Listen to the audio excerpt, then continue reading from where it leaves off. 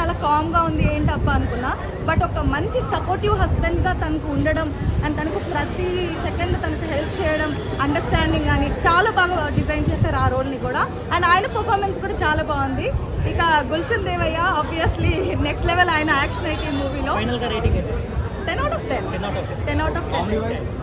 Comedy అంతే, మరి ఓవరాల్గా అంత కామెడీ లేదు. మరి యాక్చువల్లీ ఇది సాయి పల్లవికి రావాల్సిన క్యారెక్టర్ అట, కానీ సాయి పల్లవి గారి కంటే సమంత గారు చాలా బాగా పర్ఫామ్ చేశారు అనిపిస్తుంది. విలన్ లాస్ట్ లో నిజంగా ఒక హీరోకి విలన్ కి పెట్టినట్లు అనిపించింది. హీరోయిన్ అన్న ఫీల్ రాలేదు. నిజంగా ఆమె ఈ మూవీకి పెద్ద hero. Literally I love her. Yeah పెద్ద హిట్ అసలు. ఇప్పుడు తను చేస్తున్న ఈ మూవీ అన్నిట్లో తన కెరీర్ లో బెస్ట్ మూవీ అని చెప్పొచ్చు.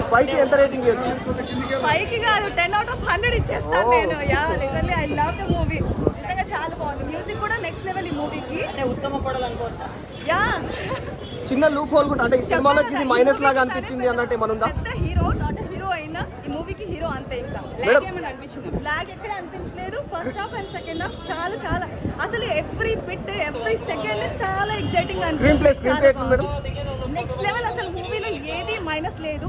నాకైతే చాలా బాగా నచ్చింది. పర్సనల్ గా యాజ్ ఆడియన్ గా నచ్చింది, యాజ్ యాక్టర్ గా కూడా నచ్చింది. చాలా బాగా చేస్తారు.